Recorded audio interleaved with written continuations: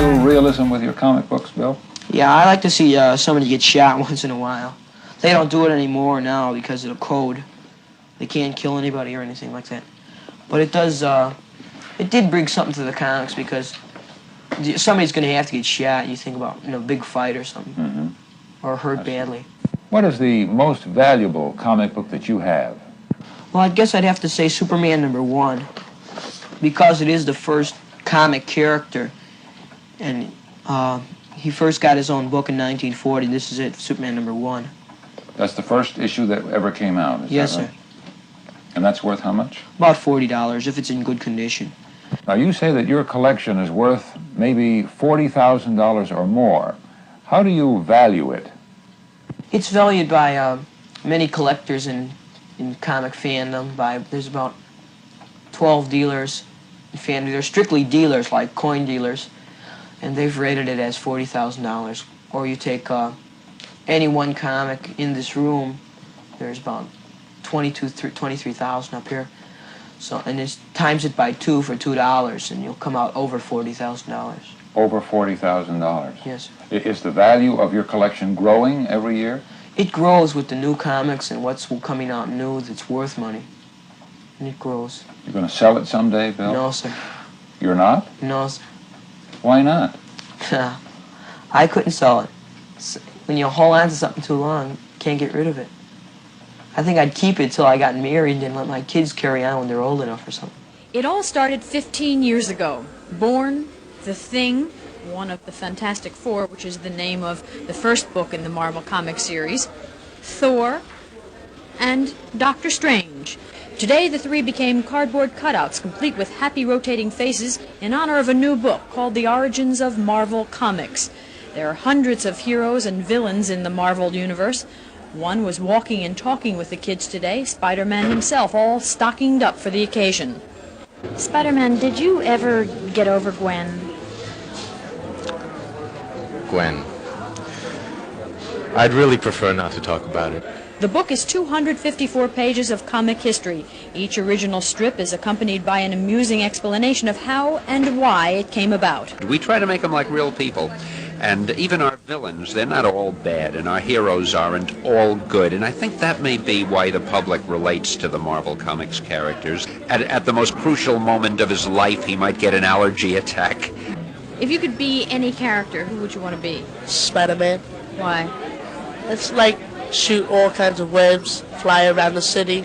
Would you consider yourself a comic nut? Not a nut, a comic fan, a collector. I don't think there's anything nutty about it. As Stan Lee would have it, Excelsior! Or Nuff Said. Marjorie Margolis, News Center 4. Here we have Dynamo.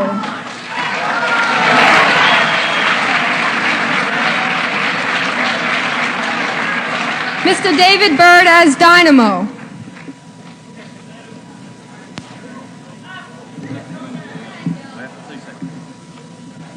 The Joker.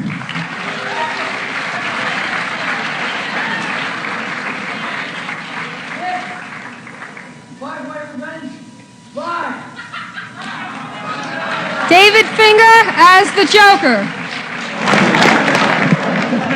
Two-Face.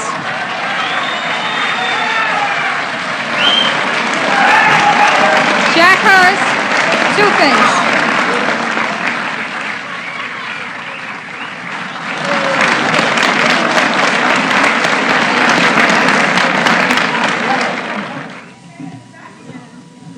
And here we have Catwoman.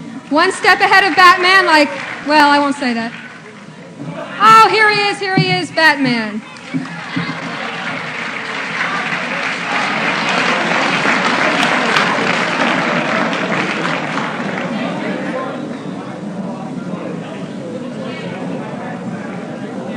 Batman. That's Arnie Starr. Hey, come here.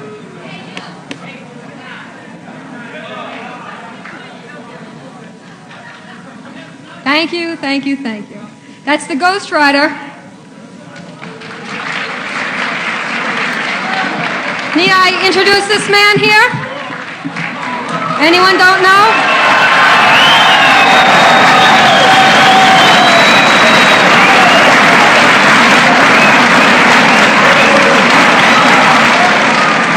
Ming the Merciless, Flash Gordon.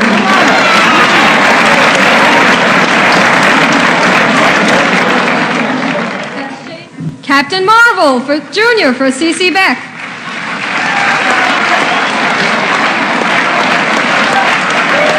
That's Captain Marvel Jr.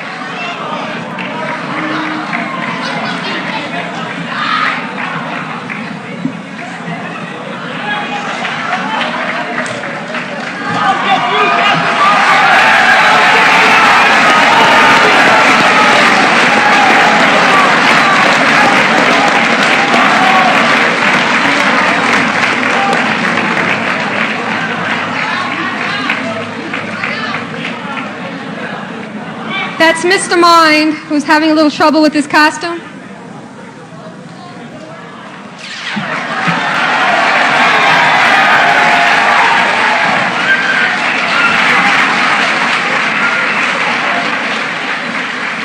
Everybody's favorite Cheech Wizard.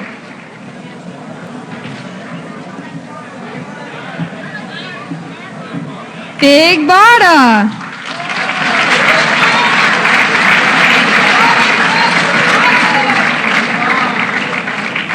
Kara Sherman, Big Barda. Mr. Spock. Oh, by the way, those ears are real.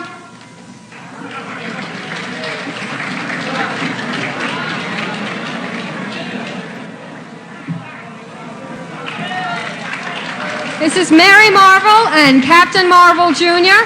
and Dad.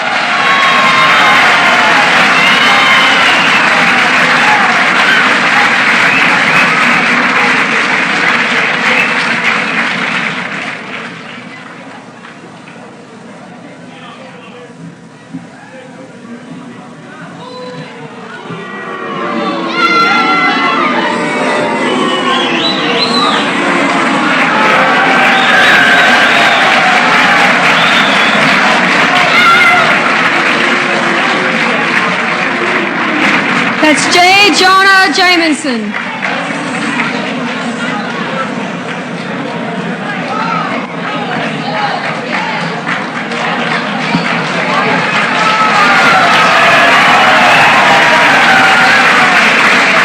Dr. Fate.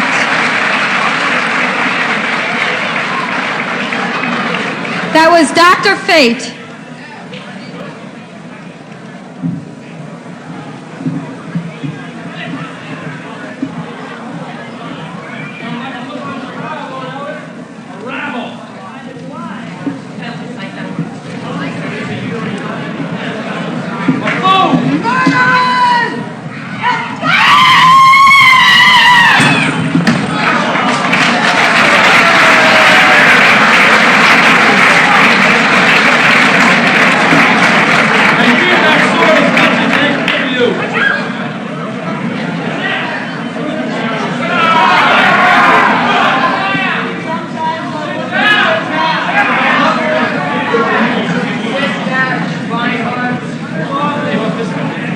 Could somebody help her off the stage, please?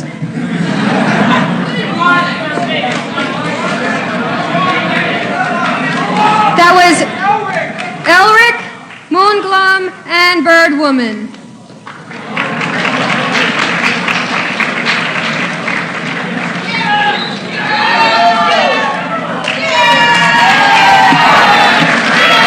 There is Vampirella.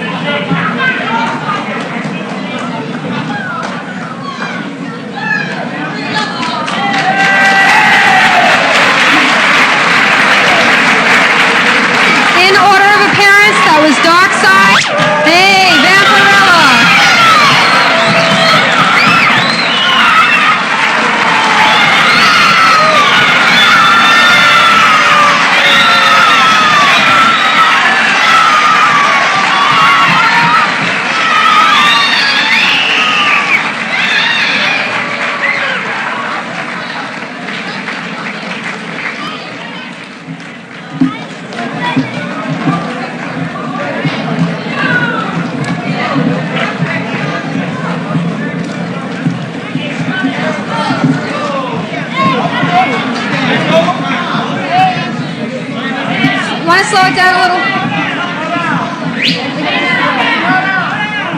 Slow down a bit.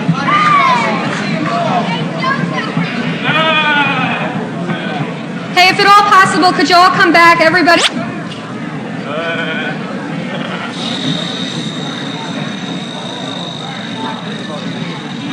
Come on, come on up.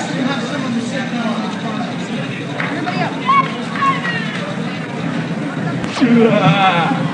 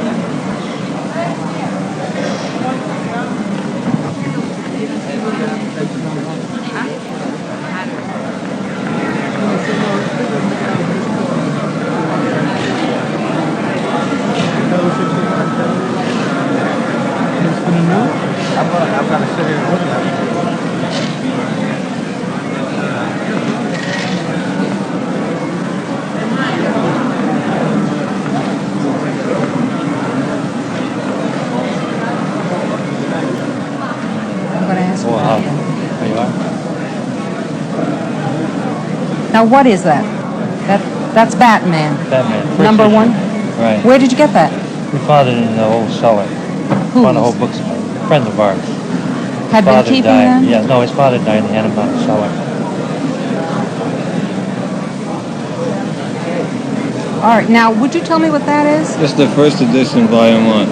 Of what? Of Batman. The very first? The very first. How old is that? This is 33 years. Yeah, it's 33 years old. It's 30. 1938 or 1939. How did you get that? This was found in a friend of ours, his father's cellar of the old house. When? Oh, about 2 months ago we located and we found out about this convention. They come about to come and sell them. What are you going to ask for that? Oh, we're asking $175. They were originally going for about $300, but this has 4 pages missing. Yes. That cost 10 cents originally. What makes it worth $300? Nostalgia. It's all here. It's the original. You get the first edition, you get the money. I see. Why is this one not worth $300? No, there's 4 pages missing in the center and there's a piece missing off the cover. Do you have any other old ones like that? Yes, not all Batman. We have about 10 first editions that are worth a little bit of money. How much? Say we have about $800 in comics that we found. $800 in comics? Where? May I see them? Sure. You won't be able to see them in there, From right? Dick Tracy's. Let's take a look. What else have you got? Well, this is an all-Negro comic book. How old is that? 1947, volume 1. What are you asking for that? Well, this is about $8. $8. Right. This here one here is the Speed. This is the first book. About 1939. It's worth. Do that again. Will you tell me what you've got there? This is a Batman number 1 issue. The very first. Yeah, 1939. This is when Batman went on his own. What do you mean on his own? Well, he was in other comics, Superman comics, and then he got his own book. It's the first edition. And how much is this worth? Well, if it was complete, it'd be worth about $300. $300. Right. Where did you get that? Well, we found it in the old house. A friend of ours, his father died and had it down the cellar. How long ago? Well, about 2 months. 2 months ago? You've been collecting them since 1939? Obviously, yeah. Have you been a collector? No, we're not collecting. This is the first time you've... First time, yeah. What do you got here? How much? Well, we got... How much do you figure all this is worth? About maybe $600-700. $600-700 in old comic books, and you've never been a collector. Okay. How did you hear about that? How do you know what to charge for that? Well, we have a book here that you can buy. Yes. There's a price list in it. You know, and then, how much all and you can come here. This is once a year, I think. And then they have other shows once a month, you know, around the country. Have you sold anything yet? We sold about $500 worth of art. Of old comics? Yeah. And you expect to sell another $600-700? We're trying. Back to the next show. Or else we'll wait until next time. Are you going to become a collector now? I just might, yeah. Show me some of the magazines you have. Well, this is the first edition, too. Flash Comics. How's that? Flash Comics says Right. Speed Comics. Flash. Oh, Speed. I sold the Flash. We sold it already. How much is Speed this Comics. worth? This is worth about $80, maybe $90. All of these are first edition? First editions that we have, right? Are second editions worth anything? Sometimes, depending on the characters and the story. And collect whoever wants them. Okay, so, What do you do when you're not selling comic books? I'm a lasser. I work in construction. You're liable to find a lot of old comic books in a lot of old buildings. I'm going to start looking at that. Who tipped you off to the fact that these might be valuable? Well, we just figured they wouldn't be. We seen something on the news one night. They had a convention. Did you read them before you decided? I read it a long time ago. You did? I don't remember. But didn't save any of your own? I wish I did. I spent a lot of money. Thank you very much. You're welcome. Okay, now let's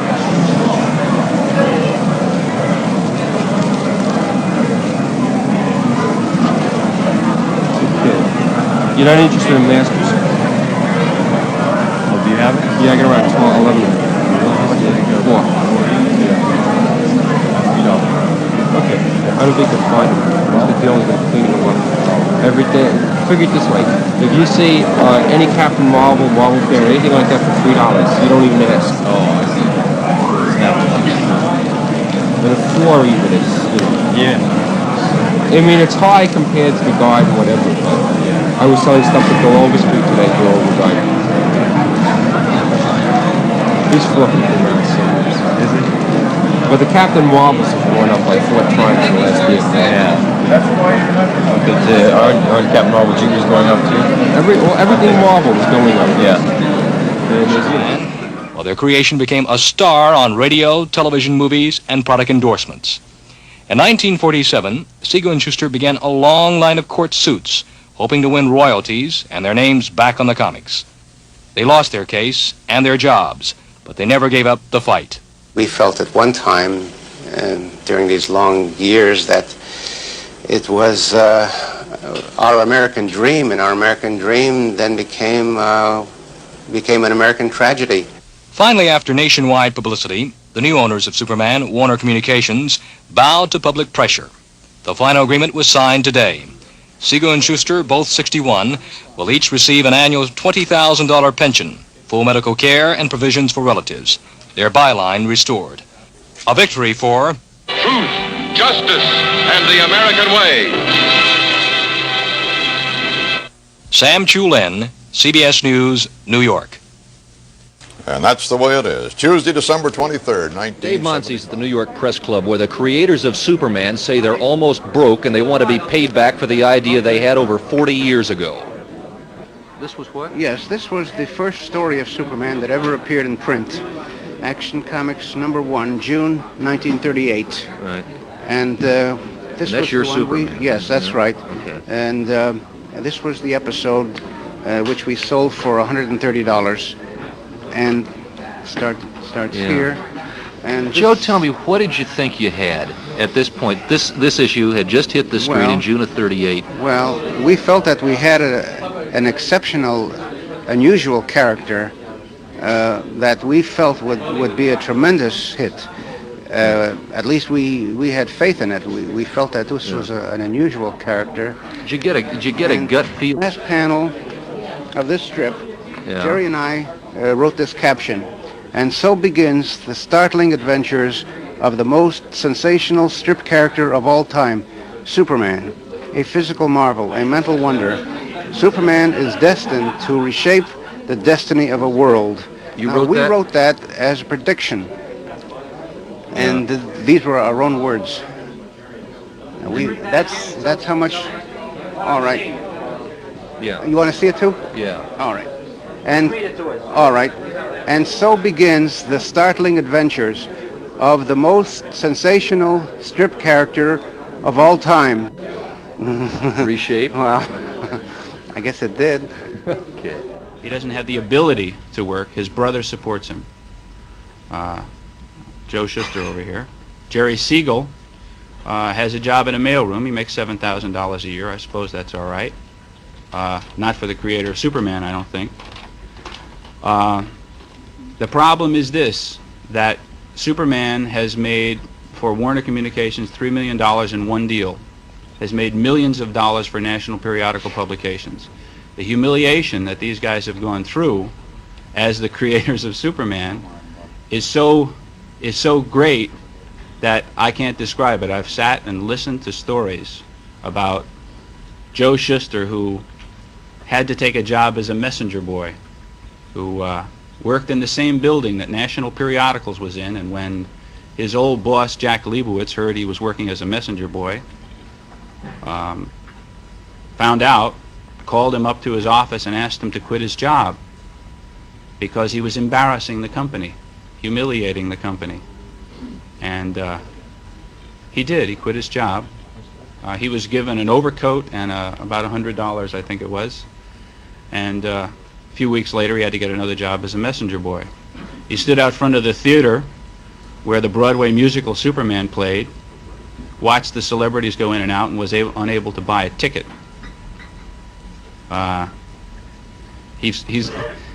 This Thanksgiving, because of some of the publicity that finally Jerry and Joe have sought, a nun and a bunch of her class got together and gave Jerry one of the first, Joe, one of the first Thanksgivings he's had in a long time. They brought a turkey dinner up to him.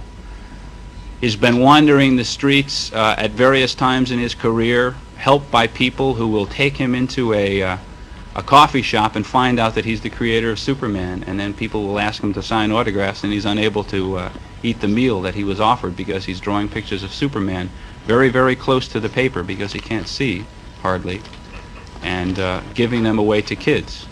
The situation is ridiculous. Warner Communications has made an attempt, a small attempt, to provide some money for these guys.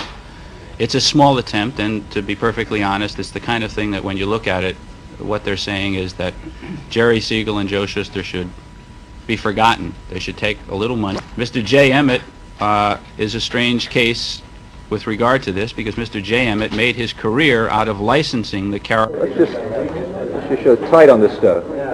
Okay. $20 million production of Superman. Okay. Okay. Page is coming over. Go ahead. Yeah.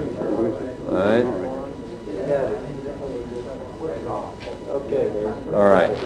All right. Monsi's Channel 2 News at the New York Press Club.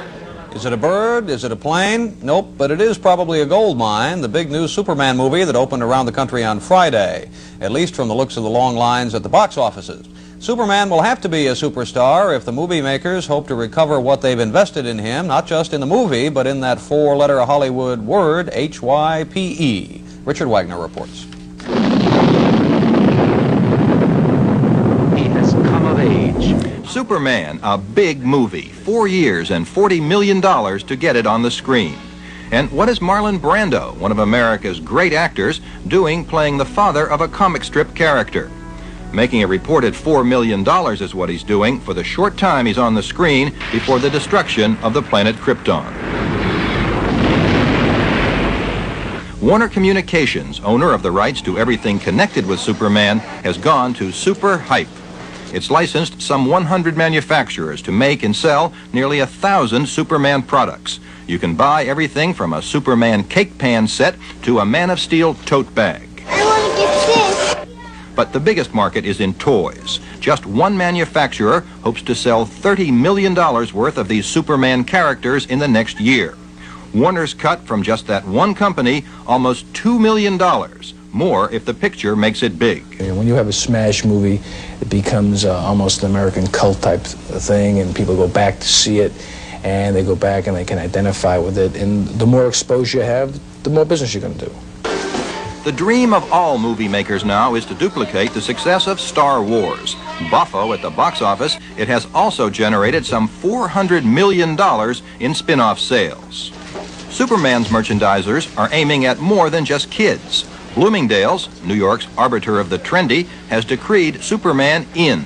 Sweatshirts here go for $35. The satin jacket is $52. Most of the customers are women.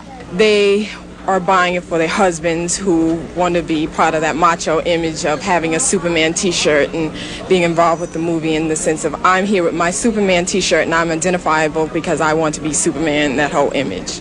How tall are you? About 6'4". And how much do you weigh? Around 225. 225? How big will the Superman super hype become?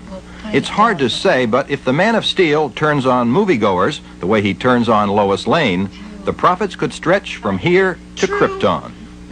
Richard Wagner, CBS News, New York. See through anything. Yes, I can. Getting a chuckle from the comics is an American tradition, but to those attending conventions today in Chicago and Dallas, the comics are no laughing matter. No, they're big business. And to keep on generating hundreds of millions of dollars, the oldest superheroes are trying to stay up with the times. Joan Snyder reports. Up in the sky, look! It's a bird! It's a plane! It's Superman! But don't look for the familiar, all-powerful Superman anymore. The comic's first superhero, born in 1938, was recently reborn to capture a new generation of comic book addicts who have turned to more unpredictable and vulnerable heroes. And Superman's not alone. Batman and Wonder Woman have also been transformed. The changes have been made because the old superheroes just weren't flying as high, wide, and handsome as before. Sales of their comic books were down, and Superman's publishers worried that the Man of Steel was getting a bit rusty. The once dominant trio had been faltering, while the comics industry itself is booming. These are about 100 apiece. Revitalized by young artists and writers who are breathing new life into an art form that was born in America in 1895. Over the years, comics gave Americans their most widely shared art and language and humor, changing with the times, coming up with superheroes who always triumphed over evil during the turbulence of the Depression and World War II. There are now more publishers than there ever have been in the industry. There's more interesting concepts and more fantastic artists than there ever have been. The comic book revolution has made Superman less powerful, more vulnerable, returning to the basics of his earliest appearances, lifting cars instead of solar systems, fighting human punks, not space monsters. His other identity, one-time wimp Clark Kent, is now a self-confident swinger who prefers blondes to Lois Lane.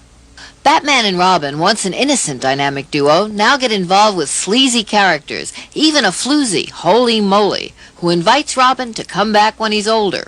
Wonder Woman, often seen in bondage to men, is now a feminist role model. The transformed superheroes are doing super business, although the Man of Steel does have critics. He kind of soft now, ain't he? Nah, he cool though. I like the he like calmed down before he was rougher. You can't keep a good superhero down. There he goes again. Up, up, and away. Joan Snyder, CBS News, New York. Holy moly. That's our news. Charles Osgood will be here later with the Sunday night news, and tomorrow, of course, Dan Rather. You are probably asking yourself, who is America's #1 comic strip hero? We have the answer. It is Spider-Man. And Spidey is swinging his way into his 25th year. My, how time flies. He's got a television show now.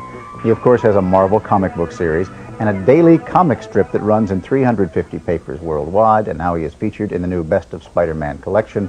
And as all Spidey fans know, it is Stan Lee who created Spider-Man back in, I think, 1961, and a whole generation of Marvel comic book superheroes and supervillains. And good morning to you, sir. Good morning. Good to be here. People don't really remember that back in, say, the 50s and going up to 1961, it was a hard time for superheroes, generally speaking. They were sort of battling a little bit just to stay on the pages, weren't they? As a matter of fact, there weren't too many of them around. In those days, we were publishing mainly monster stories and Western stories and teenage books. We didn't have that many superheroes. You did sort of eerie tales kinds of things. That's right, yeah. And it was Superman and that collection of people that had the whole superhero area cornered. All to themselves. So what, did you consciously say, okay, let's go after those guys?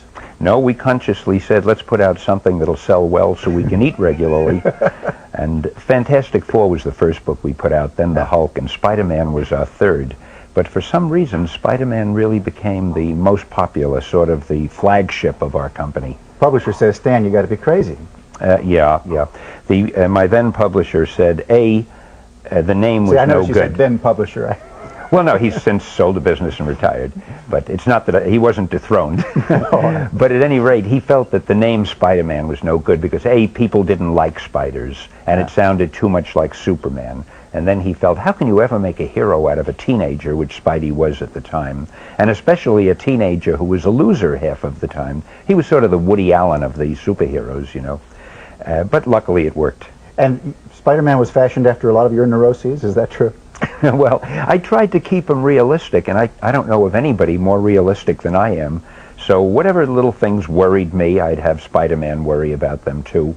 You know, making a living, getting a date with a girl, worrying about dandruff, whatever I thought of. Not getting run over by a cab in New York City. That's right. You know, I grew up on comics, and I think about how it was. It must have been back in those days. It had to be a collection of crazies who were sitting around, okay, what we'll do is we'll have Spider-Man run out in the traffic, and he'll get, you know, just all kinds of strange things. Was it as wacky as I picture it? Yeah, but it wasn't really that much of a conference. Usually you did it on your own. I'd just be home alone, and I'd be thinking, well, what is it I can do with Spider-Man that'll be unexpected? Like, he'll be fighting, and he'll tear his costume, and he has to break off the fight because somebody might recognize him through the tear in the costume.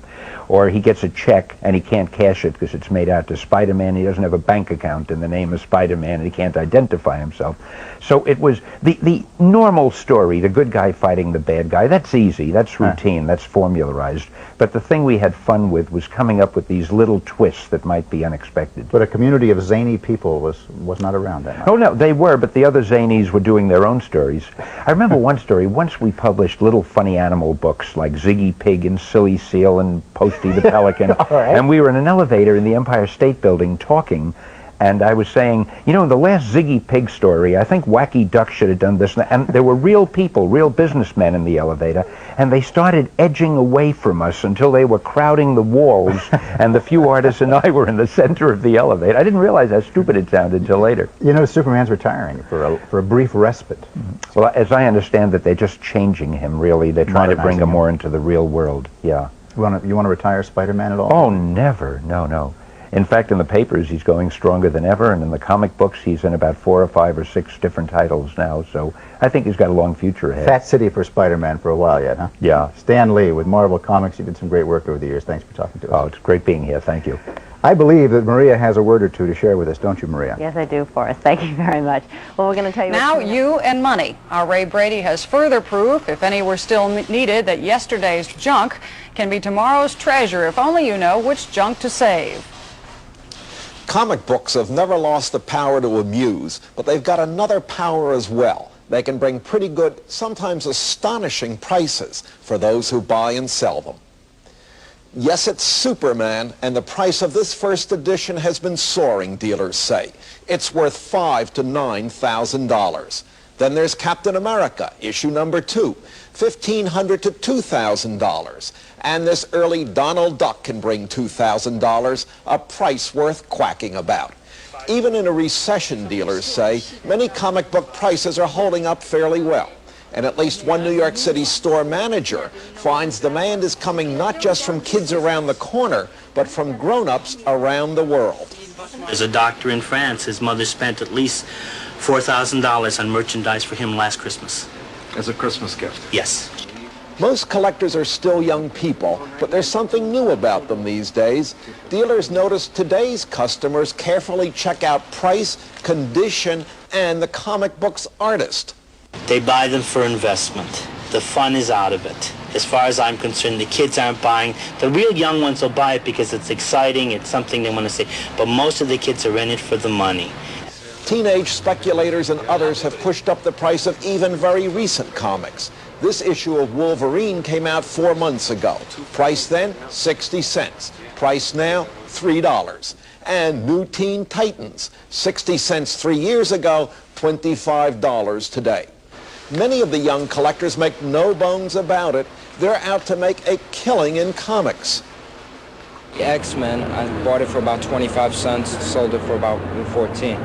$14, right. That's a pretty good gain. Yeah. Well, I guess, Still, there are the traditionalists who buy comics for simpler reasons, like 30-year-old Robin Listevsky. Because I love them. I love reading them, and I'll always read them. Until I get, I don't know, until I get 80 years old, I'll always be reading comics. They're fun. But before you rush out and buy, think about Conan the Barbarian. Its price has never really budged, and the experts say that makes Conan typical. Of the more than 17,000 comic book titles published, fewer than 300 have ever made it into the big money. I'm not giving up my copies of Conan the Barbarian. I don't know about you. Coming up over a table for 8 at a single bound, but is he stronger than a lawsuit? Just who is that caped figure down in Atlanta? Maybe John Cheyenne knows. Does this man look like he's breaking the law? Well, he is, according to DC Comics. The New York publisher has filed suit charging that this character, called Super Stud, violates the copyright laws and infringes on the Superman trademark. Super Stud is the goofy star of Monkey Business Incorporated, an Atlanta-based singing telegram company. For $38, they send around a mild-mannered reporter that DC Comics contends is a takeoff on Clark Kent. And I think this is a job for Super Stud. The publisher also complains that the act is in bad taste. More powerful than an armpit. The DC Comics legal action prompted a tongue-in-cheek editorial in the Atlanta Constitution, warning that such trifling lawsuits clog the courts, and that the time approaches when America will be stopped dead by legal gridlock, with everybody suing somebody. DC's lawyers say it would be no trifling matter if the kids of America were to lose faith in Superman. It's not a violation of anybody's rights, and if it were, we would have wanted to stop it. I think we have a right to deliver spoofs and parodies and silly singing telegrams. While the legal battle bubbles, the controversial Super Stud continues to amuse and embarrass.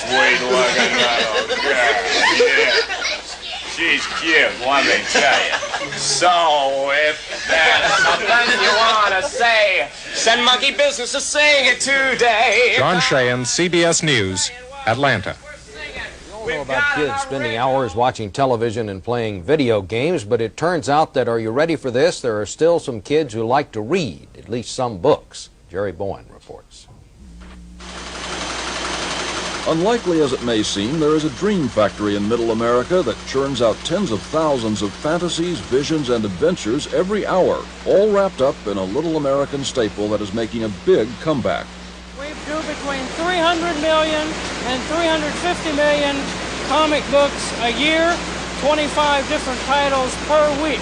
Comic books have been rediscovered. Sales at 300 million copies a year have risen dramatically in the last decade. We're becoming a much more visual society, and I think the kids of today don't want to spend a lot of time on words, but they like stories. In the heart of Manhattan, forever Gotham to the faithful, Marvel Comics illustrators put the final touches on the likes of Spider-Man, Wolverine, and the New Mutants. Is this supposed to be blood running out? Yeah. Sales are growing at the rate of $1 million a year, and artist-writers Walt and Louise Simonson, who work out of their New Jersey home, think they know why. They're cheaper than videos. They're longer lasting than video games. It's stuff that the children pick out for themselves. A fact which hasn't been ignored by a number of the nation's schools and libraries. At the public library in New Britain, Connecticut, adults can check out Mailer, the kids can have Mickey Mouse. We have found that children who are reading comics eventually do look for other materials. But it's not just children who are financing the Renaissance with their allowances. Baby boomers are spending big bucks too for the familiar titles or the new $6 and up illustrated novels. Comics are quick. I don't have to devote an entire evening or a few days to reading a comic. You don't have to be embarrassed to read a comic book today. And if you're wondering what's happened to the old comics, well, they're still around, just a little bit more expensive. A 1946 Wonder Woman is now $135, and Captain Marvel from 1943 can be yours for $300. Unlikely as it may seem, comics have carved out a niche in the video age. Superman and the gang are alive and well. Jerry Bowen, CBS News. Guess who? It's your old friend, Lex. Robert Krulwich and his never-ending search for heretofore undiscovered economic indicators. You have discovered something about Lex Luthor and... From the Secretary of the Treasury to this. Yes. Good morning. Good morning. Late in the 1980s, that is last year, a funny thing happened to Mr. Lex Luthor. For years, Lex, of course, was the mad, evil, scientific genius in Superman. Suddenly, however, he changed. Over at DC Comics in New York City, where Superman comes from, and where you can still find mild-mannered reporters hanging out in the lobby, around 1 year ago, a new image of Lex Luthor appeared. Wearing a very expensive suit, he had become a financier. He's now one of the most respected businessmen in the world, especially in Metropolis. He's basically... He owns everything. He is success. Sort of Trumpian-like. Very Trump-like. But he's a horrible man. Oh, yeah. Underneath, I mean, he killed his own parents. I know. I mean, he's a sleazy guy.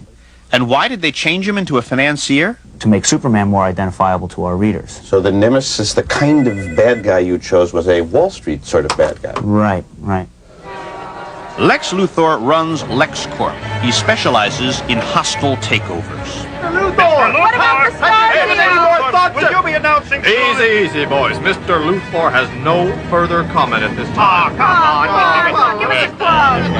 Talk to us. They all want to know what I'm doing. And here is his next target. This is the Star Company's Central Complex. Excellent.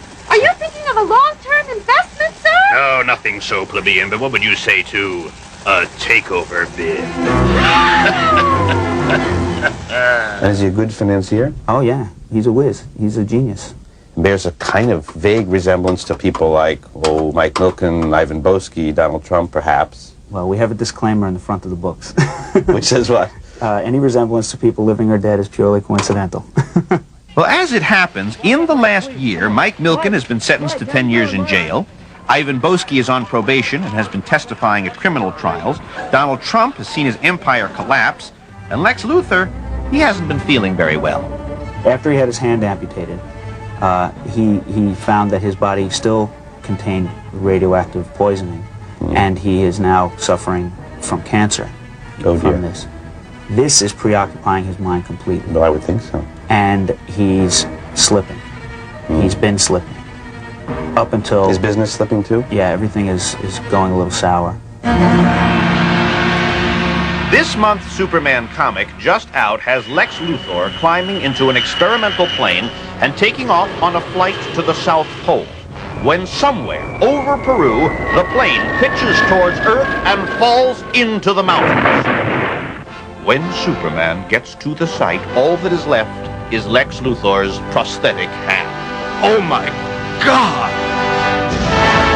We don't know yet whether it was an accident or if he might have even been contemplating suicide.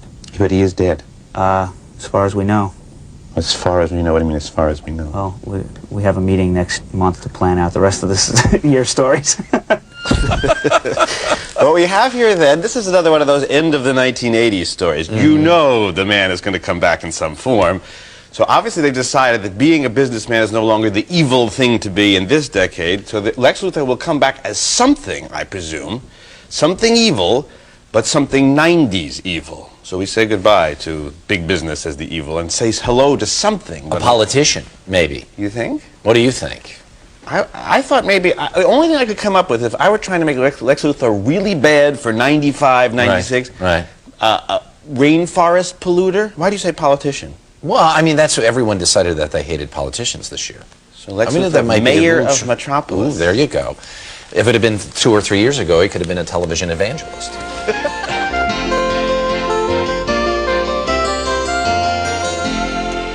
It's been a big summer for cartoon characters. Dick Tracy, a smash on the big screen. Bart and all the eccentric Simpsons. They're one of the most popular families on television. And now Spider-Man, who's been around for almost 30 years, is hitting new heights of popularity. The first issue of the newest Spider-Man comic book has sold a record 2.3 million copies. That's 3 times what any comic book has ever sold before. Joining us now from San Diego to talk about that is the creator of Spider-Man, Stan Lee. And here with us in New York, the editor of Spider-Man Comics, Jim Salicrup. Good morning to the two of you. Good morning, Paula. So Stan, why is Spider-Man so popular once again? Well, I think perhaps it's because he represents every man. You know, he's not a really superhero in the sense that things are always perfect for him, but he has the same worries that you and I do. He has to worry about making a living. He has romantic problems and problems with his boss. He sells freelance photos on the side. And I think people find it a little bit easy to identify with him. How have you kept him current, moved him from the 60s to the 70s to the 80s until now? Well, actually, Jim has a lot more to do with that than I do because he's editing the book now. But it really isn't that hard to keep a character current. You just read the newspapers and you dress him the right way and you move him in the right genres, and we keep him up to date. He doesn't age very much either. Stan makes it sound so easy, Jim. Is it that easy? We try to make it fun, but basically what we've been doing to keep it contemporary is he got married a few years ago, and he's sort of growing up with his audience. Spider-Man was sort of the hero of the baby boomers. He was going to high school when they were.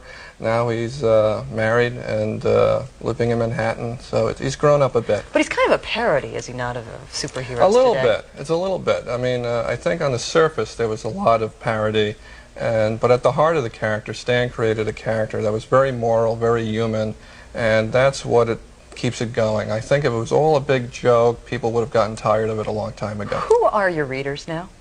What's surprising is not only have our fans grown up with Spider-Man, but now that they're married and have kids, it's almost a whole family. It's the parents and kids are following Spider-Man together.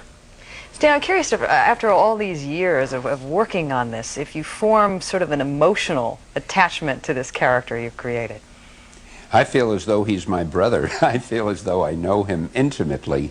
And if ever he slips my mind, people that I meet keep talking about him and reminding me of him, so he's really always with me in one way or another. How did you come up with the idea of his character in the first place?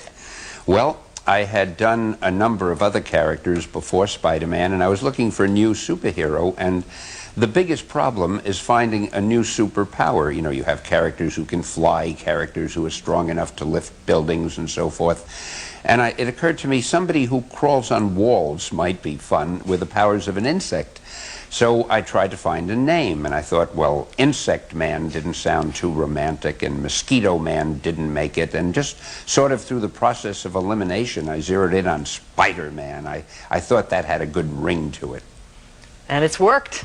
Tell me It seems to have. why you think we are seeing such an explosion of interest in cartoon characters. What's going on out there? I think people somehow feel far more strongly about cartoon characters. They tend to have a favorite actor or a favorite rock star, but with cartoon characters, I can't explain it, but they tend to always say, I love Spider-Man or Batman or Bart Simpson. And it's just something that they come in contact with when they're very young, develop strong emotional attachments to, and it seems to stick for a long time. We only have a couple seconds left, Stan. Are we going to see Spider-Man make it to the big screen? Yes, as a matter of fact, there's a movie in progress now. We're developing it, and we hope it'll be a big one. Stan, thanks for joining us this morning. Congratulations. Jim, you too. Thank you. Thank you very nice much. to have both of you with us this morning. 22 minutes. Finally tonight, we want to pay tribute to a colleague, Clark Kent of the Metropolis Daily Planet, a fine reporter and all-round Superman. And he's celebrating a big one this week. Lynn Brown has the story. Faster than a speeding bullet.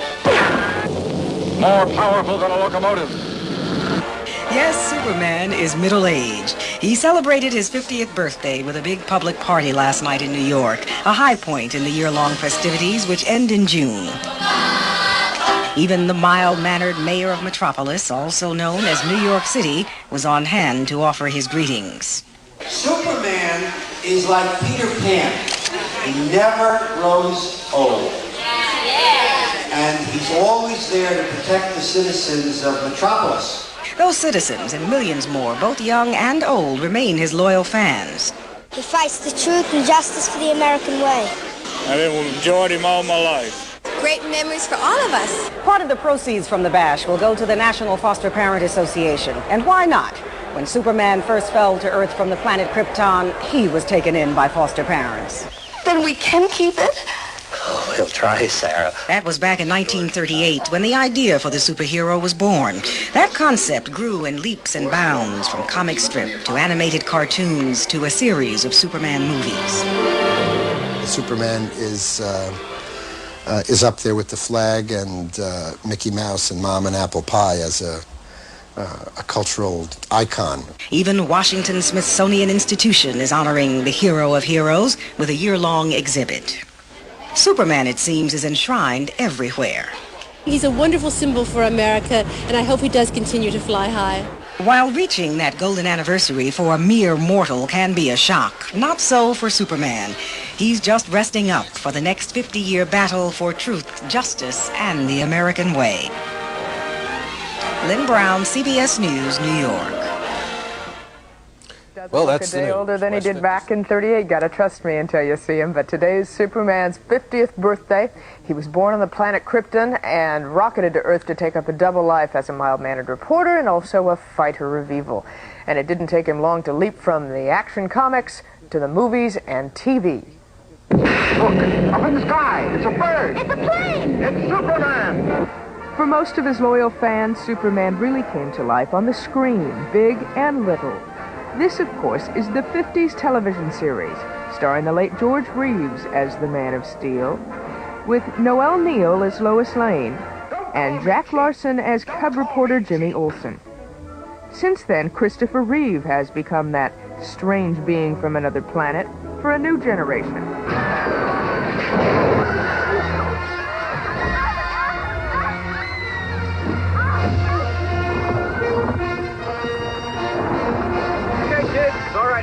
But the original movie Superman was Kirk Alyn. I'll leave you here for the police. Up, and away! Tonight on CBS, Superman's 50th anniversary, a special on CBS. Right now we welcome the original Superman, Kirk Alyn, television's Lois Lane, Noel Neill, and Jack Larson, who played Jimmy Olsen. Welcome. Thank What do you mean? You looked at that clip and you said, that's the only time I ever talked? No. I'm gonna talk now. How did All they, the time. They selected you after looking at quite a few people for that role way back. I should say, I got the job, and when they said go on down, sign the contract, I went down and I happened to make 6 pictures for that same producer. So I knew everybody in the office, you know. So the girl looked at me, she took a big sigh, she says, "Oh, Kirk, you don't know how happy I am that they finally picked you." I said, "What do you mean?"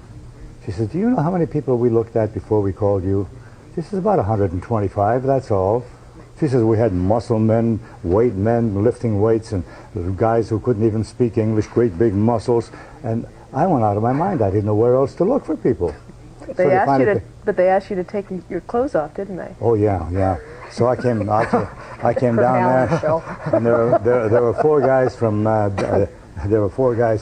DC Comics, and I heard one guy say, "Geez, he looks just like Clark Kent." And I said, "Oh boy, I'm in." Well, that's how you two actually got in too, because you look so much like the characters. Isn't that true?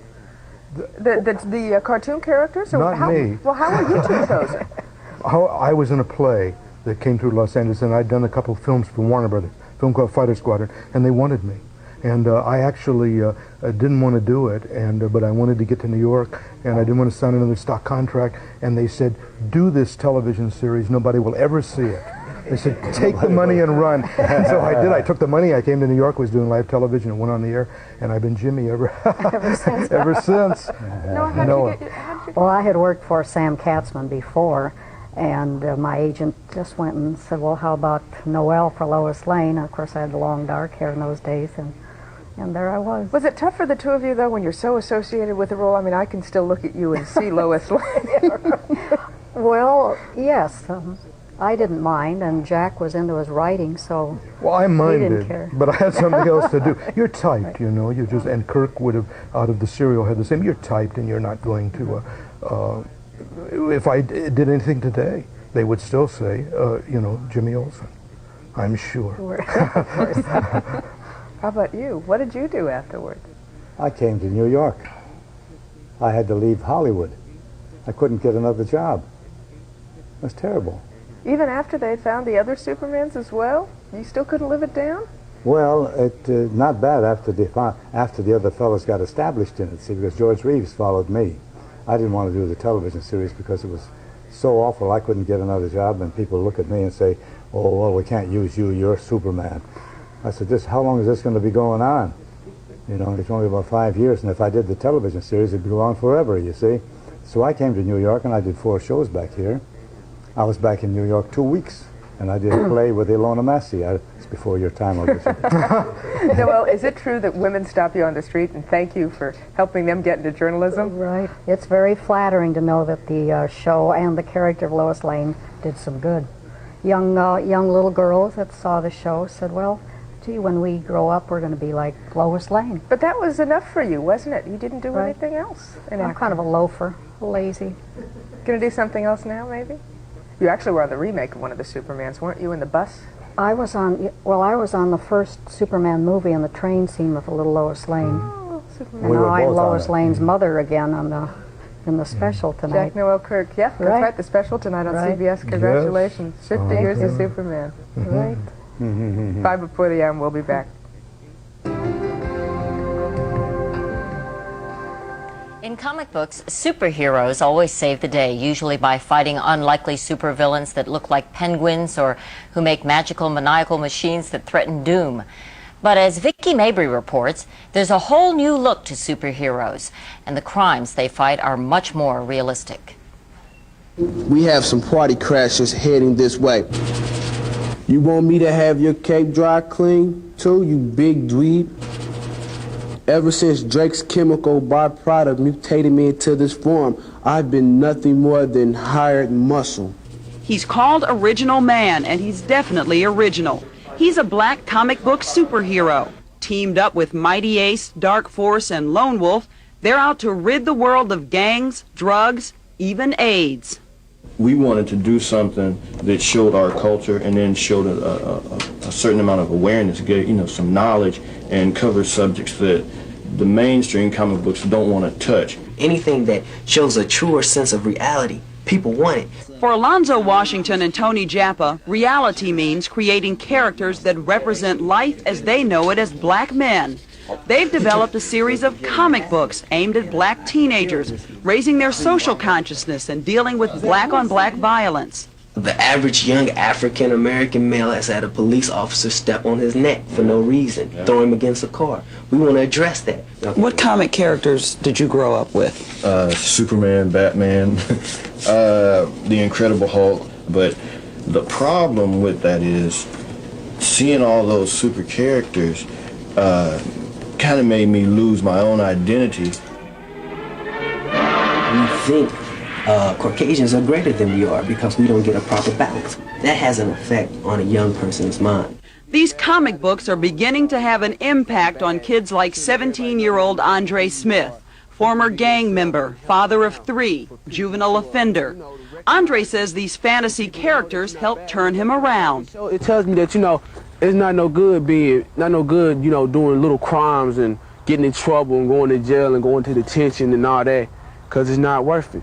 Can y'all think of any fictional black hero? Washington and his Crusaders are fast becoming a conquering tool even in the classroom. They're being used to teach reading and self-esteem. Experts say these positive black images are long overdue. They're seriously looking for someone to identify with. The creation of positive images strikes at the heart of the matter. Alonzo and Tony are becoming superheroes themselves. They've sold thousands of books at home in Kansas City. They're charging into other markets now. Dark Force hits bookstores soon. He's fighting AIDS and packs a free condom. Through a comic book medium, it is a way to expand their mind and make them feel good about themselves, and hopefully what they learn from the comic book they can incorporate in their lifestyle. Lifestyles these superheroes are crusading to change. Vicki Mabry, CBS News, Kansas City. And that's our news. Dan when it comes to comic book characters who have made the leap to the big screen, Batman, Superman, maybe even the X-Men come to mind.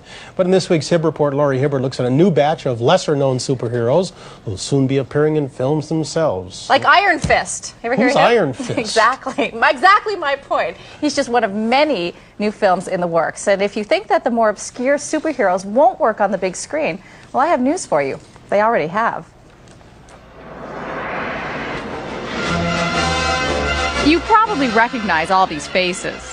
Wait till they get a load of me. And most likely, you know that these characters are adapted from comic books. What are you? I'm Batman. What you may not know is that he is too. Want to live to see another day, you'll be out of town by nightfall. And believe it or not, so are these guys.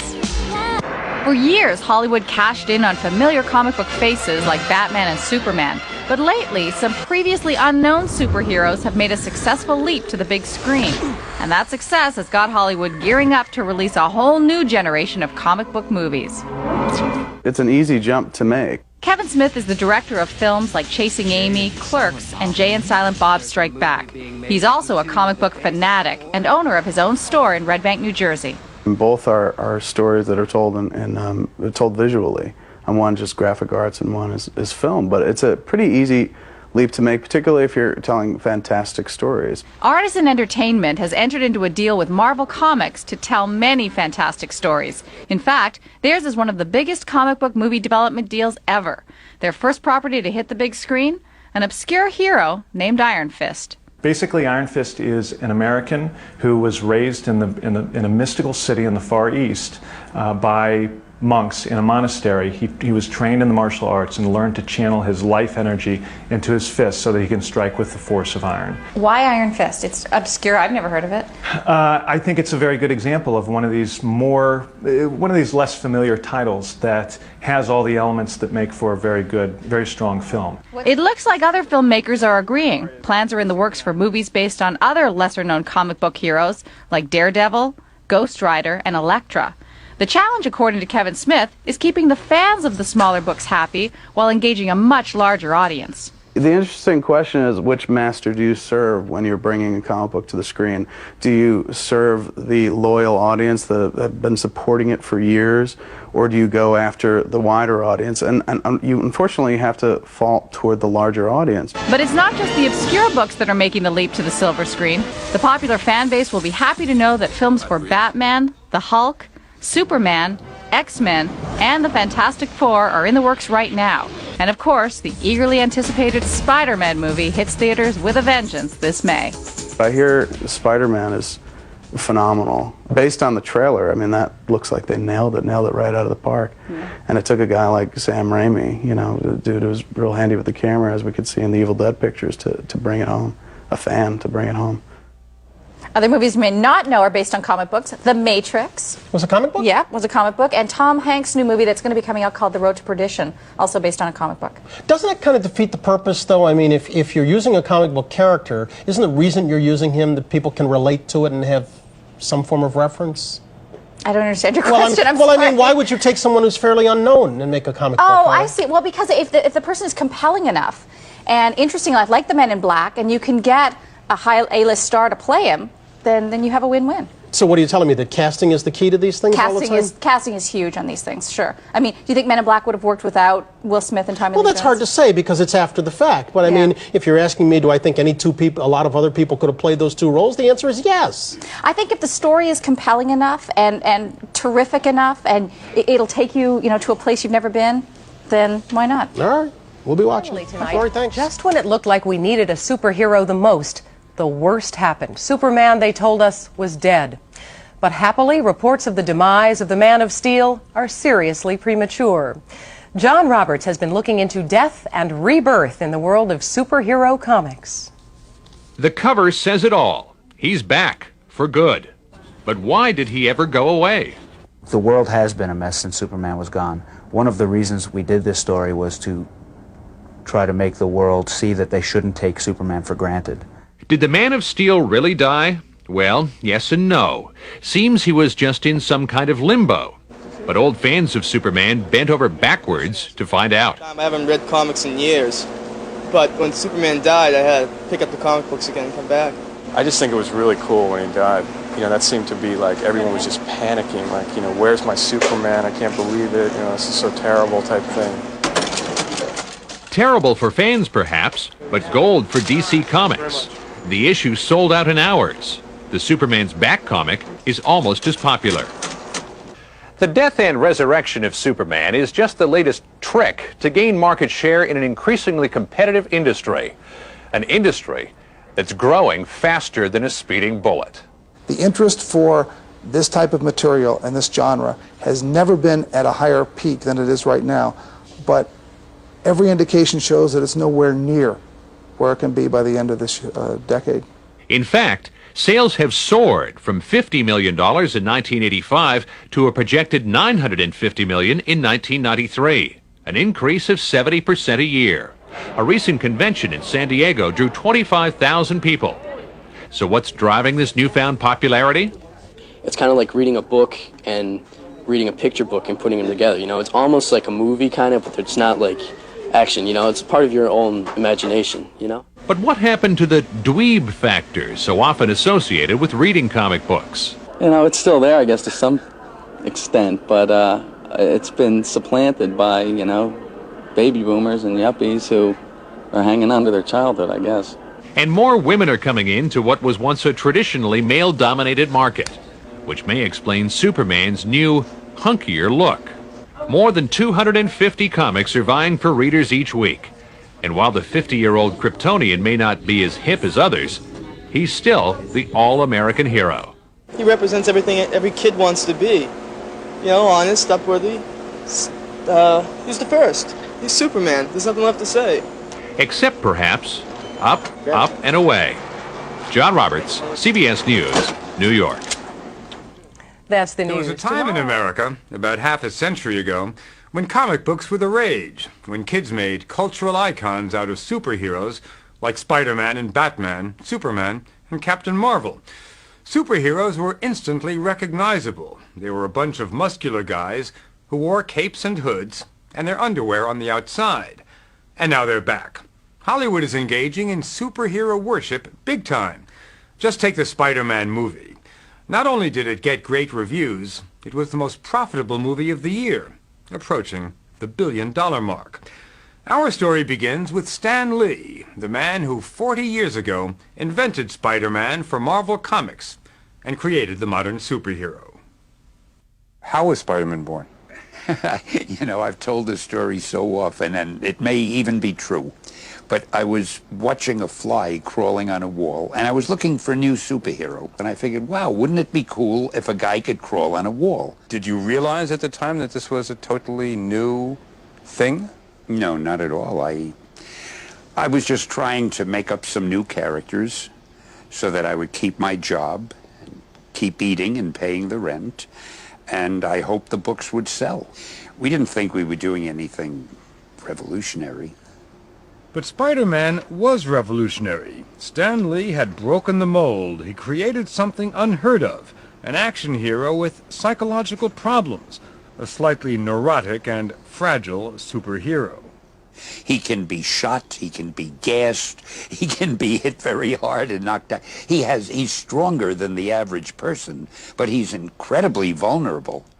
And Spider-Man's alter ego, Peter Parker, was just a dorky teenager, bullied by boys, rejected by girls, and indifferent about his superpowers. Yet, he struck a nerve. At first, the spectacular success of Stan Lee's Spider-Man seems bewildering. Who in his right mind would be interested in a nerdy loser who has no success with girls and is even ambivalent about his own superpowers? Answer: all those ambivalent, nerdy losers in America who had no success with girls. As a matter of fact, my publisher hated it and didn't want me to publish it when I told him about it. He didn't like the idea of it being called Spider-Man. He said, Stan, people hate spiders. You can't give a book that name. When I told him I wanted him to be a teenager, he said, but teenagers can only be sidekicks. Then, when I said I want him to have a lot of problems, he said, don't you know what a hero is? And he wouldn't let me publish it. But of course, Stan eventually prevailed. Yeah, it's so cool. It's really so cool.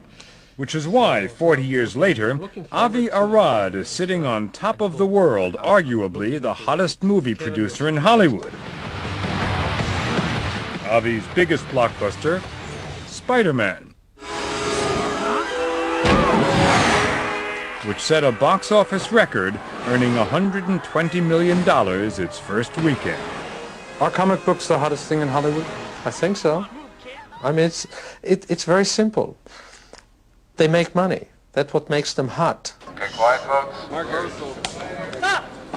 It's It's hard to imagine another Hollywood producer juggling more projects than Avi.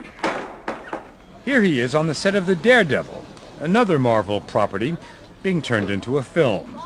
Daredevil's about a blind lawyer, played by Ben Affleck, who becomes a superhero.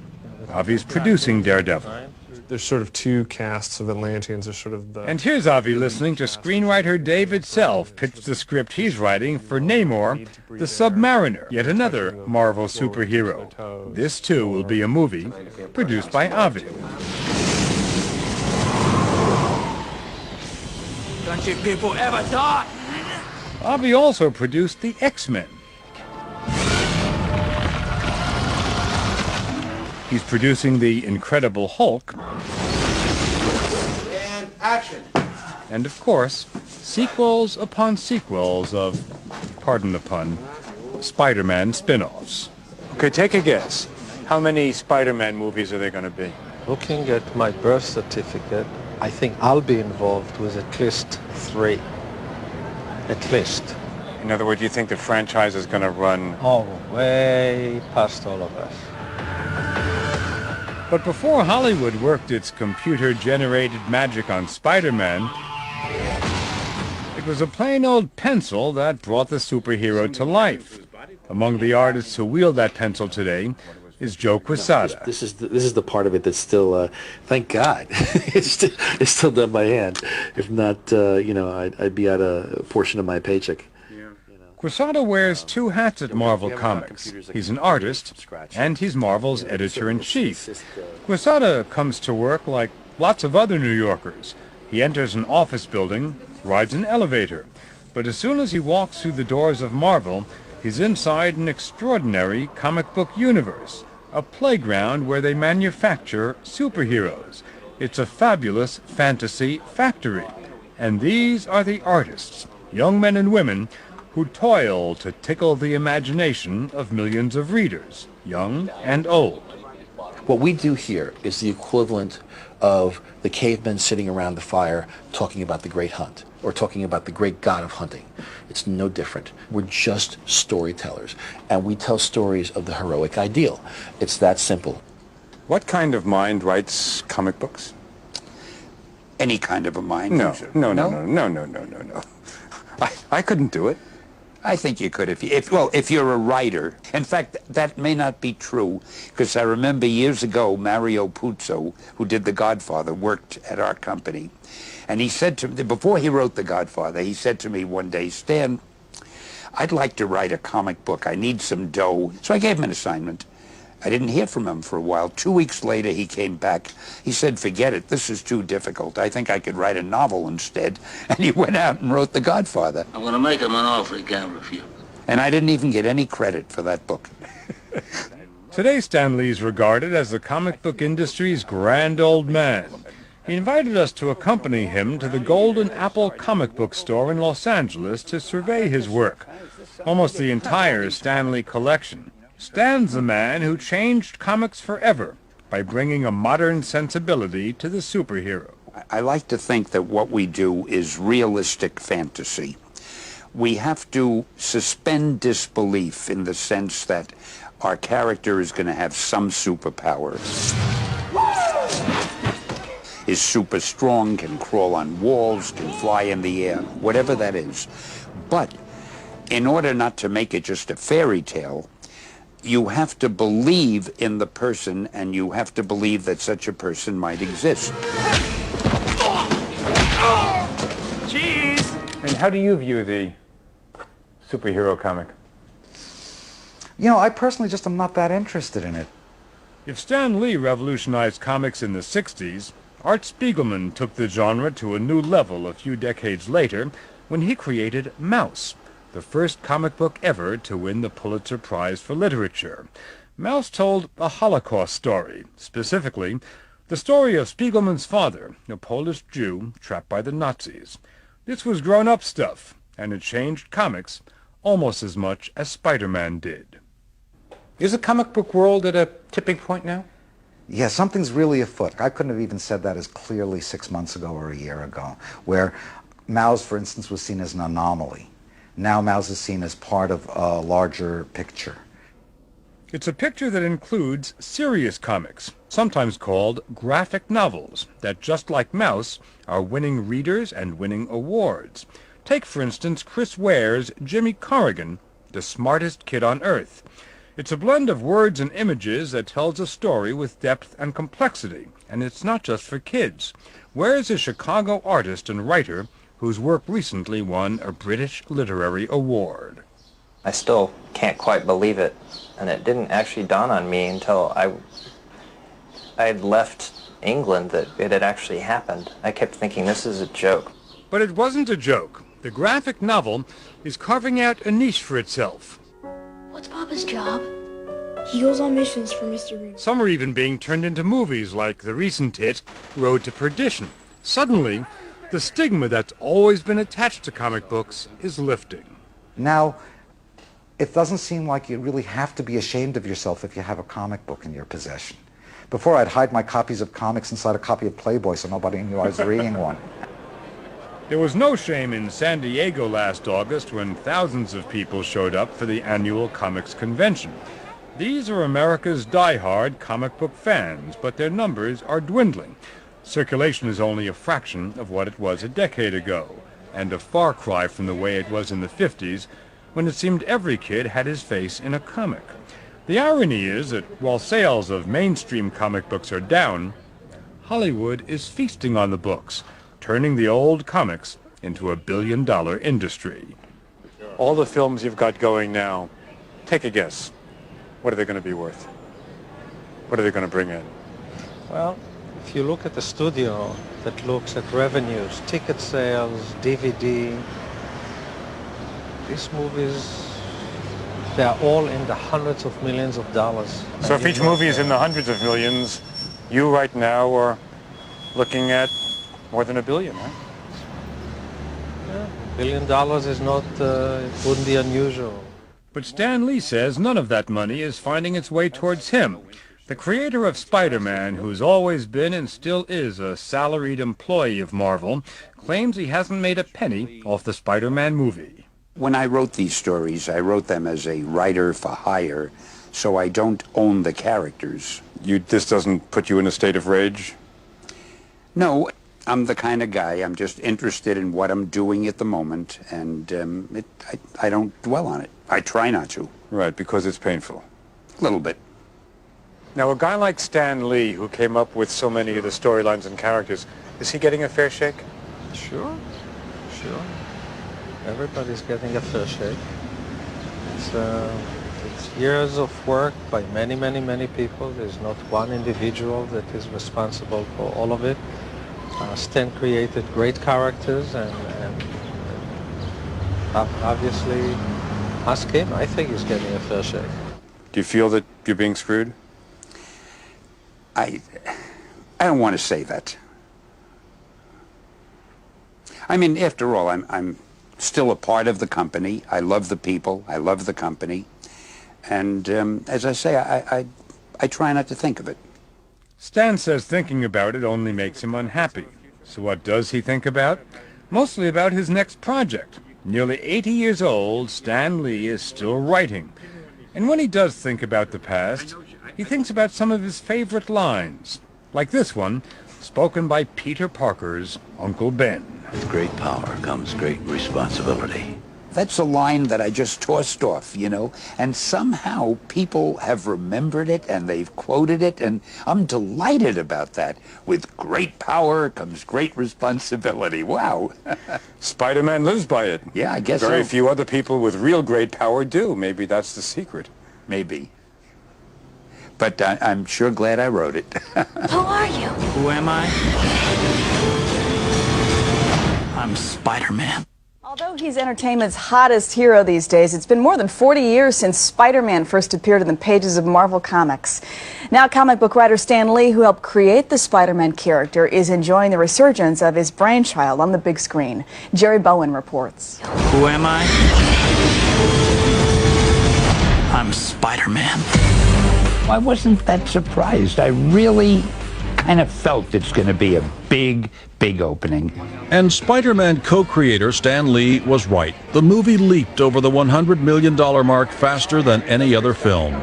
A film based on a character that Lee and reclusive designer Steve Ditko created 40 years ago. When I watched the movie, I was thrilled, and I watched it as though I had nothing to do with the character. I was just caught up in it like a fan. And it was only later, after people said, "Hey, Stan, you must feel so good, you must be so proud," that I began to realize, gee, I guess I had something to do with this. Wow, great reflexes. Tobey Maguire was a surprising choice to a lot of people, but he was a brilliant choice because he, after 1 minute on the screen, everyone said, "That is Peter Parker." Perfect. The movie stays close to the original theme of the old comic books. High school student Peter Parker gains superpowers after being bitten by a genetically altered spider. Good triumphs over evil with a love story thrown in.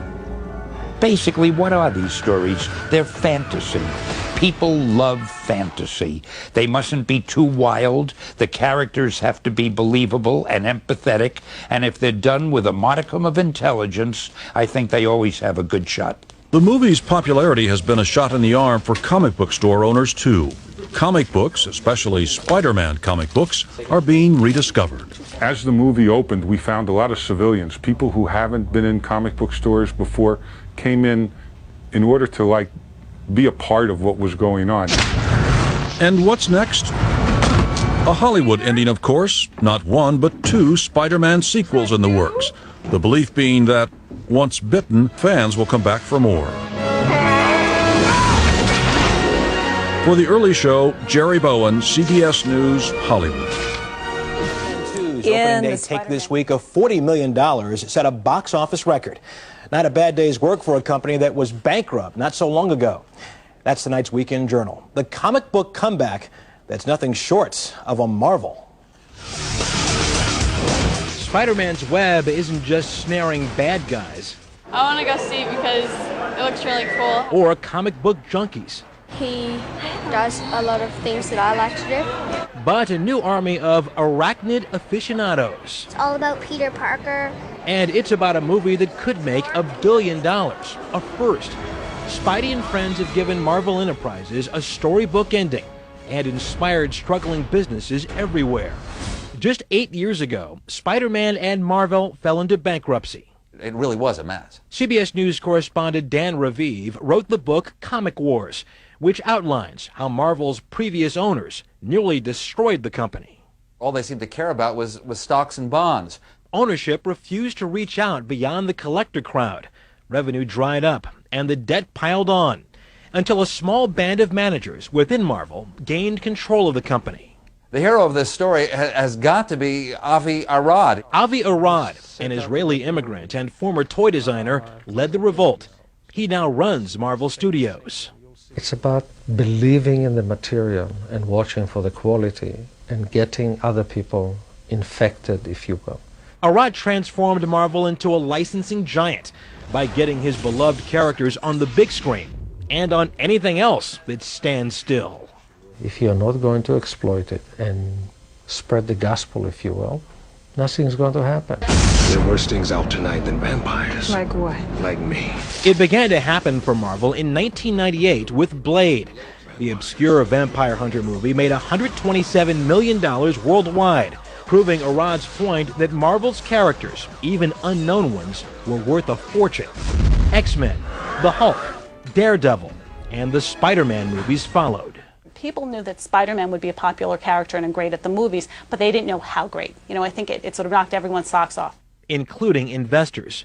Marvel Enterprises stock has climbed from $2.65 a share when the first Spider-Man movie was released in 2001 to nearly $19 on Friday. It's totally turned around now. Comic book store owner Jerry Gladson says the movies have ushered in another golden age for comics and inspired what he calls civilians to sample what's on his racks. More children, more families, and more women. All without compromising the integrity of Marvel's characters and alienating longtime comic collectors like Jeff McFarlane. You kind of jump into that character's shoes. And into a world looking to attract more women by emphasizing strong female characters and a bit of romance. Movies should be about a girl. It's all about love. And a renewed love affair with uniquely American icons. I know it's a form of art that is going to grow up. If you believe in the material, it's going to happen. And that's the It is our duty tonight to report the death, or at least the disappearance, of one of the nation's longest-serving superheroes. Captain America was, as near as we can tell, 66. Michelle Miller has his story. Born to fight the Nazis in World War II, he was the original symbol of truth, justice, and the American way. This week, when many think America needs him most, Captain America died at the hands of a new enemy. A lot of people look up to Captain America, not only in the comic book world, but in real life. Over the last year, Marvel Comics fans have followed a civil war. The community of comic book superheroes split down the middle, battling each other over the government's call to register them. Captain America rebelled, calling the measure an infringement of his civil liberties. His one-time buddy, Iron Man, believed it was all for the greater good, national security. Fans were absolutely torn as to which side they were on. Marvel Comics editor-in-chief Joe Quesada can't deny the parallels between his Marvel universe and the real world. He had plenty of material to work with. A war on terror, battlefronts in Iraq and Afghanistan, and above all, concerns over the Patriot Act. We were asking the question, the very, very simple question, which is, what is more important to you, your civil liberties or your personal safety?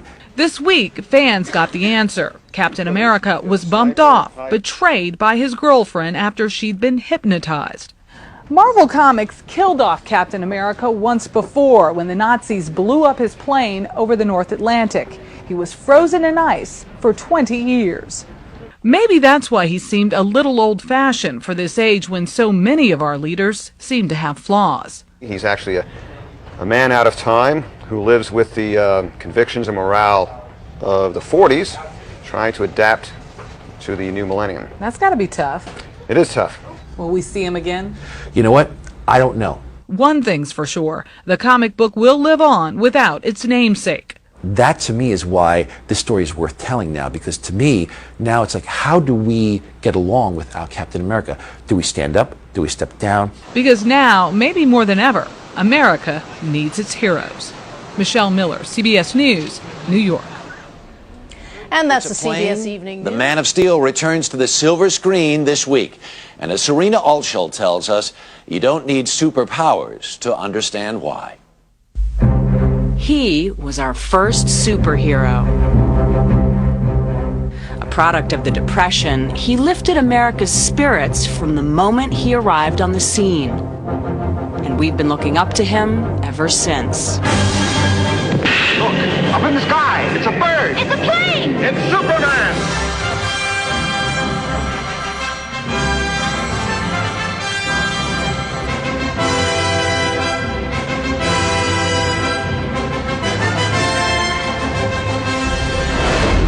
When you say you grew up as a Superman fan, did you collect stuff? Did you put the cape on and jump off your bed? Did you do any of that? I would put a towel on and then I would jump onto my bed.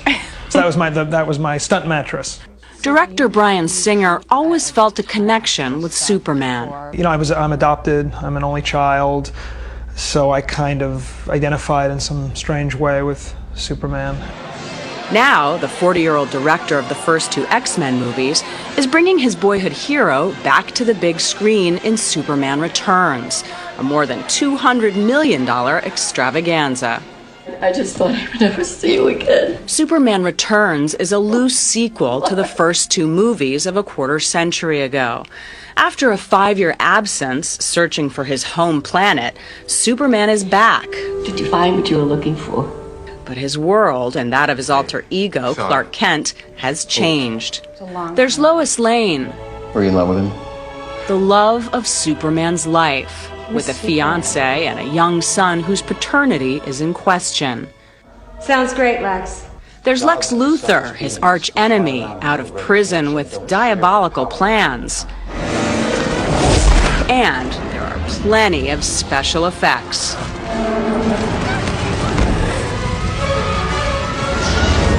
The key thing for me was to not lose the emotional center with all the spectacle and all of that. And that instead of making the usual comic book film where the boyfriends have to drag their girlfriends to go see it, maybe this will be one that the girlfriends will drag their boyfriends to go see. Are you saying that it's a... Chick flick.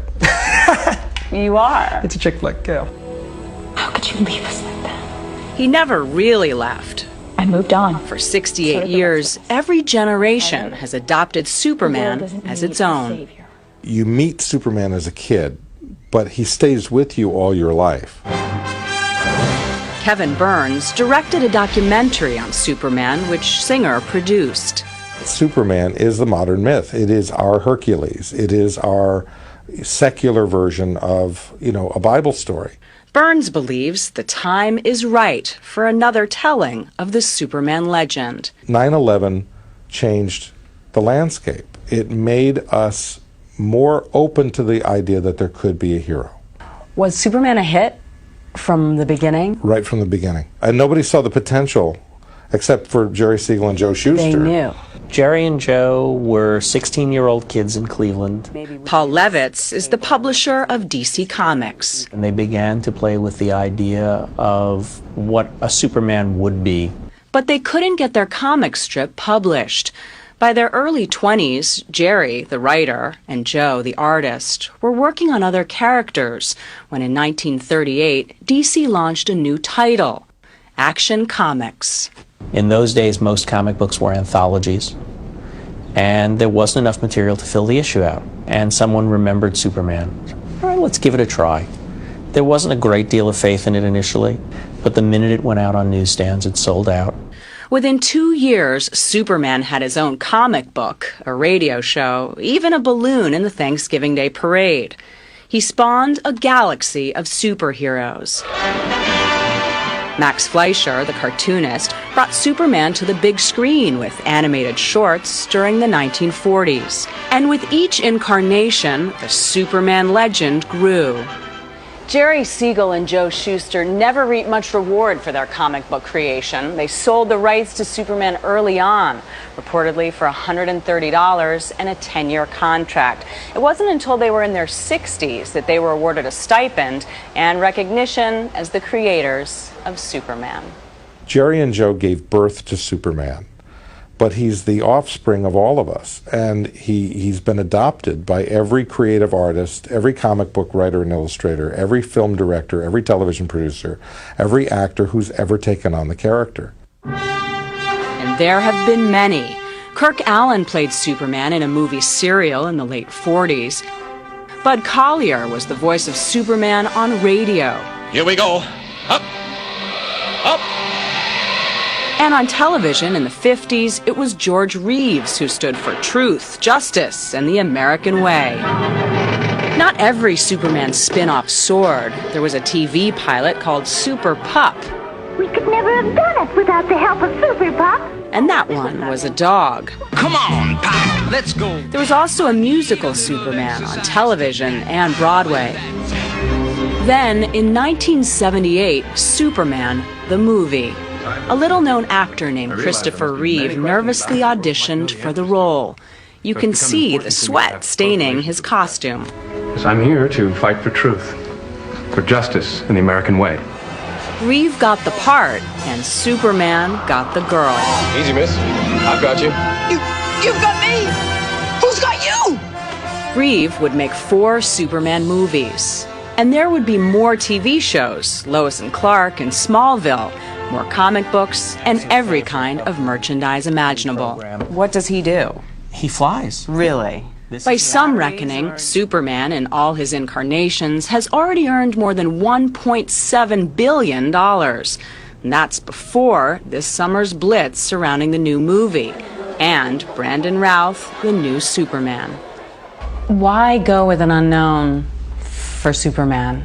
If you had a star playing that role, it would sort of be such and such as Superman, or who in tights. It would be, you'd be applying all that baggage to the character. When he steps onto that screen, he has to be Superman.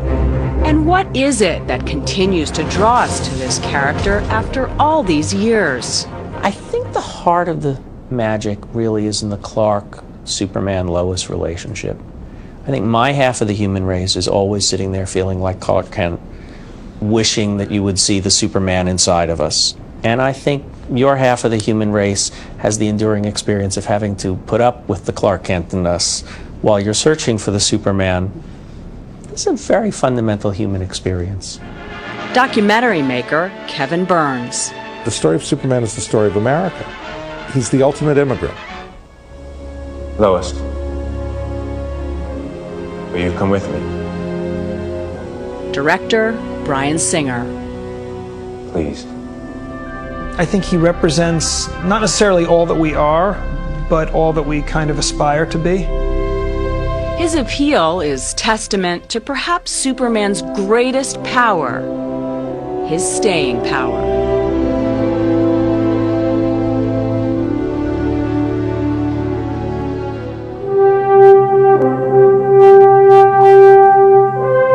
Look, down on the iPad. It's a bird. It's a plane. It's Superman. Rebooted. Just in time for the new season, Superman and his superhero friends are all getting makeovers thanks to their creators at DC Comics. The comic company is relaunching 52 titles, starting all over again with issue number 1, with the goal, DC tells us, of keeping their comic books alive, relevant, and available. Among the obvious changes, new outfits designed by artist Jim Lee. No more 1940s circus strongman garb, to use DC Comics words. At long last, Superman has stopped wearing those red briefs over his bright blue tights. And no, your eyes aren't deceiving you. Superman really does look several years younger than he used to. Reverse aging. Now, that's a superpower worth having. The character changes are more than skin deep. We're told that Superman's alter ego, Clark Kent, is going to be more brooding, more alone.